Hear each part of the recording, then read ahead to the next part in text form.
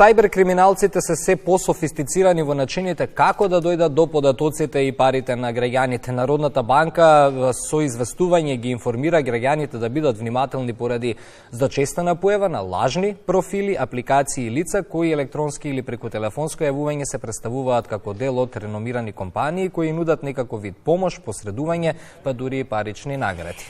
Еве го соопштенијето и известувањето од Народната банка, доколку добиете телефонски повик, велат или порака, во кој се сомневате, се разбира дека е лажно, да пријавите во Народната банка преку официјалната имејл адреса, која што ја гледате испишана на вашиот екран.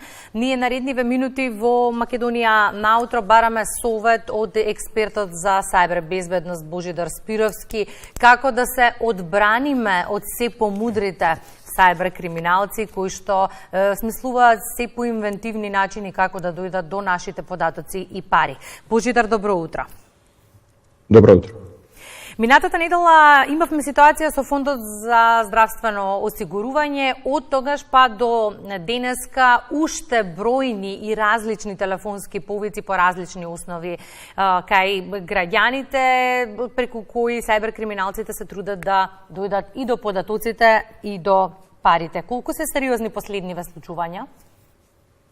Можам да кажам дека оваа нова ескалација не е за игнорирање и го поздравувам моментот што покрај Народната банка и комерцијалните банки објавија неколку вакви предупредувања. За жал мислам дека не беа доволно јасни, доволно опишани како закана за граѓаните, па ајде да и го искористиме моментов да ја опишеме како изгледа овој обид за измама за граѓаните. Се работи за овој пат за серија на телефонски повици. Ви се јавуваат на вашите броеви, на броевите на граѓаните, или преку Вибер, или буквално како телефонски повик. Или од македонски броеви има примери, од македонски броеви има примери, од странски броеви, независно.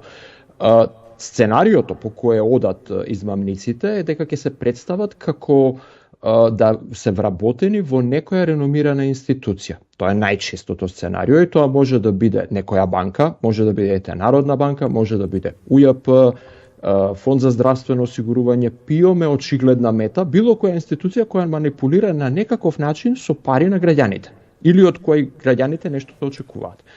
И му кажуваат измамниците на граѓанинот дека има право на поврат на некакви пари или дека некакви пари ќе добие. Кај банките тоа може да биде имате старо штедење, некое заборавено, ќе ви ја затвориме сметката. Ако се јавуваат од назови, од странска институција финансиска, ќе ви кажат имате криптовалута во која сте инвестирале, некој спиел па инвестирал, ако верувате, во 2017 и сега таа вреди милиони или милиарди, ама ќе ви ја затвориме сметката. Ако се јавуваат од Народна банка, пак некои пари ќе ве чекаат. Ако се јавуваат од Фонд за здравствено осигурување, имате поврат на средства, како и да е, некакви пари ви ветуваат.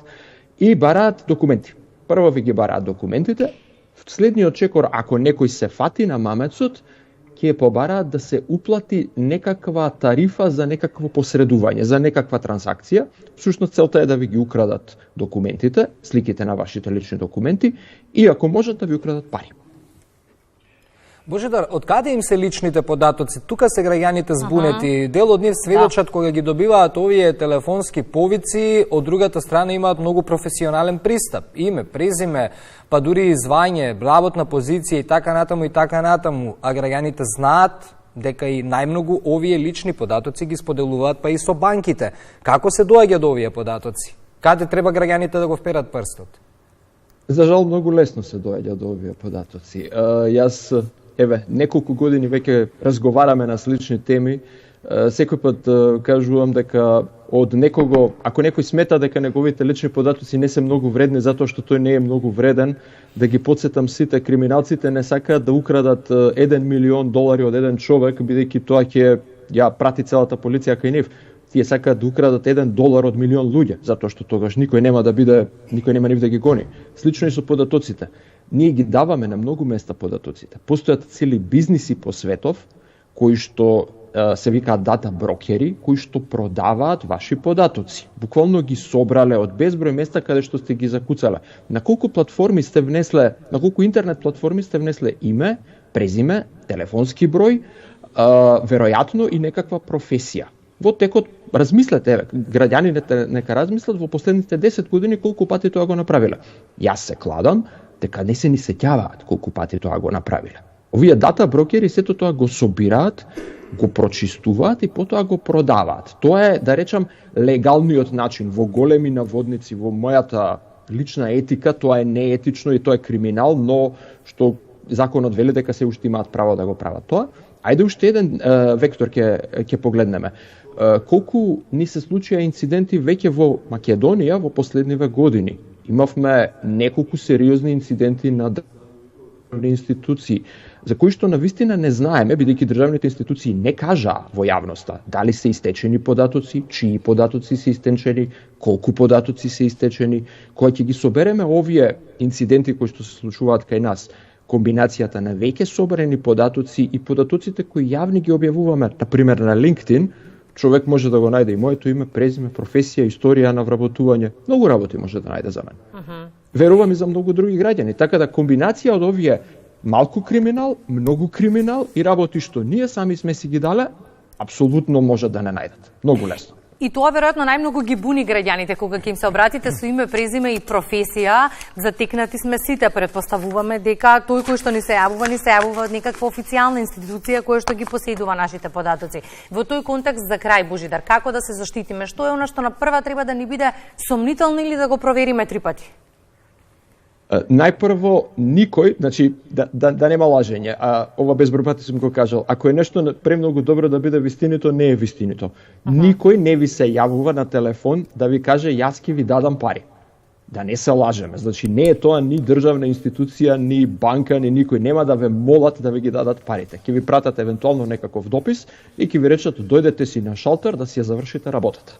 Така да тоа е првиот аларм дека нешто е лажно. Ако може би и речете, ајде има смисла сето ова, побарајте име и презиме на човекот кој ви се јавува институцијата, запишете ги, спуштете слушалка, не го продолжувајте разговорот во тој момент. Криминалецот сака да ве задржи на линија, сака да го контролира разговорот.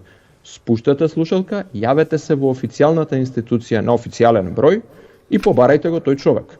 Верувам во 99,9% од сите случаи некој кој ќе ви се јави прво ќе падне од столица од смеење, а потоа ќе ви каже нема таков човек. Така да тоа е механизамот на заштита. Не верувајте и не влегувајте во разговорот.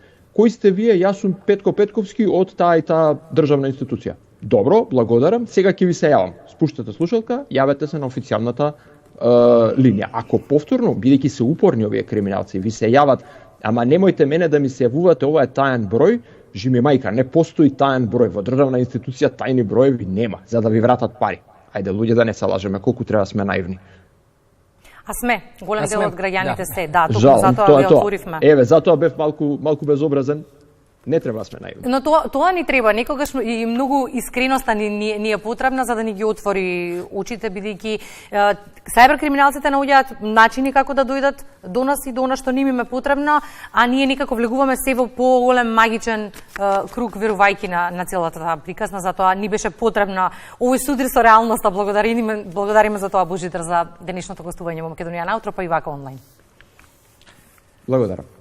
Да, тоа беше и нашата тема, поврзана со сајберкриминалците и секако да извлечеме поука, да бидеме повеќе предпазливи. Не верувајте на телефонски повици, сите работи околу трансакциите и парите, извршувајте ги лично во банка на шалтер, барем во овие периоди кога се актуелни ваквите измами. И доколку некој ви се јави, ќе го повториме она што го кажа Божидар, ја прекинувате врската и се јавувате во институцијата од каде го добивате повикот.